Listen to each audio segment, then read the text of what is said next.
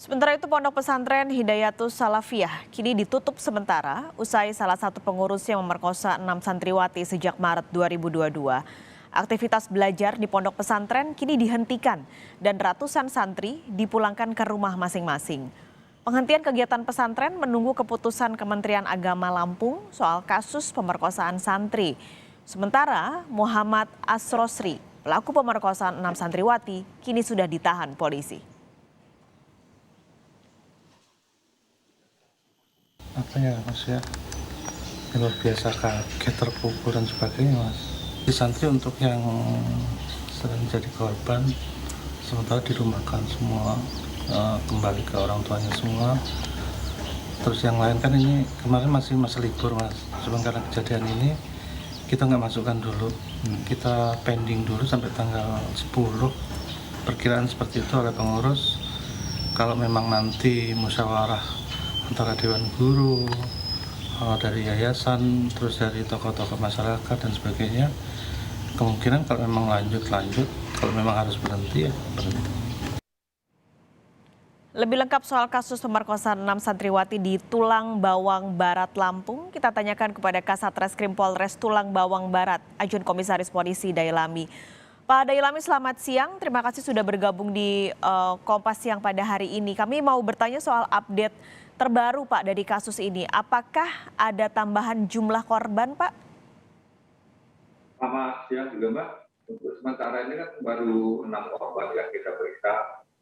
Masih kita dalami, tidak menutup kemungkinan kejadian pertama karena kan ini masih dalam proses awal.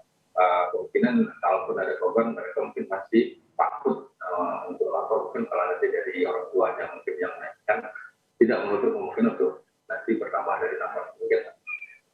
Ini untuk menghindari ketakutan dari para orang tua, apakah polisi ada hal-hal yang dilakukan supaya para orang tua ataupun mungkin korban lain tidak menjadi khawatir ketika nanti melaporkan ke polisi? Pusat ini kan pada saat kita ambil keterangan pun didampingi oleh kerja dari Departemen Sosial dan didampingi kedua orang tua. Jadi kalau untuk keadaan saat ini artinya saat ini aman dalam kondisi yang dari kedua orang tua pun dari pihak kami pun untuk pengawasan itu. Kalau saksi Pak sudah ada yang diperiksa sampai saat ini? Tapi sudah dari orang tua dan nenek, kemudian rekan-rekan para santri ini yang kan itu ada salah satu dari ada beberapa rekan mereka yang kita ambil keterangan juga untuk jadi saksi di dalam perkara ini. Total ada berapa orang Pak yang sudah diperiksa sebagai saksi?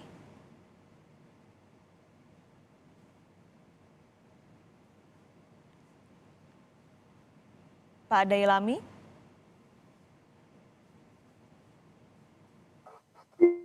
Kurang lebih ada 6. Oke.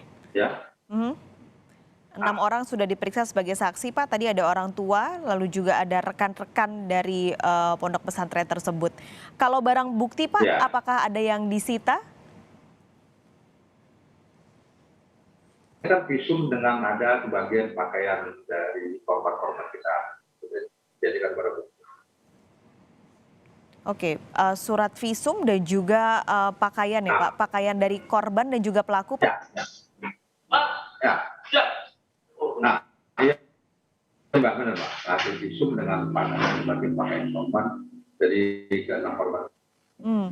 Ini sebenarnya awal mula kasus ini bisa terungkap bagaimana Pak? Karena kan kejadiannya sebenarnya sudah tahun lalu ya Pak, di Maret 2022. Nah awalnya kasus ini akhirnya terungkap bisa sampai ke polisi dan juga dibuka ke publik, ini bagaimana Pak? Ada pada tanggal 30 Desember kemarin ada korban yang melapor ke kita. Setelah kita proses, kita tindak lanjut dan kita rapid, ternyata ada beberapa korban yang lain yang menjadi korban pencabulan dari tersangka ini. Itu berawal dari bulan Maret 2022. Oke, baik. Ini karena akhirnya terbuka dan pelaku juga sudah ditangkap dan ditahan, tentu yang juga jangan dilupakan adalah kondisi para korban ya Pak. Ada 6 santriwati yang saat ini sudah melaporkan. Kondisi mereka seperti apa Pak sekarang? Kondisi mereka saat ini didamping kedua orang tuanya kemarin itu pada saat keterangan didamping orang tua dan dari Departemen Sosial. Urusan ini masih dengan orang tuanya. Oke, orang tua dan Departemen Sosial nantinya apakah ada pendampingan mungkin seperti dari psikologi atau dari psikolog untuk mendampingi para korban ini, Pak? Ke depan memang akan kita lakukan seperti itu, Pak. Urusan ini kan kita masih terfokus, ya kita tidak menutup kemungkinan ada mungkin korban-korban yang lain. Tapi ke depan kita akan dampingi dari hal-hal yang terkait dengan kasus seperti itu. Terakhir Pak Dailami, ini Ponpesnya saat ini sedang ditutup, rencananya akan dibuka kembali ketika kondisinya seperti apa?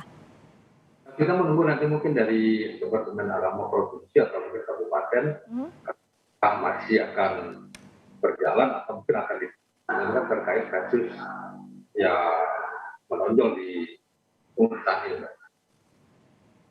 Baik, terima kasih Pak Dailami, Kasat Reskrim Polres Tulang Bawang Barat, Ajun Komisaris Polisi Dailami sudah bergabung di Kompas Siang hari ini. Sehat selalu Pak.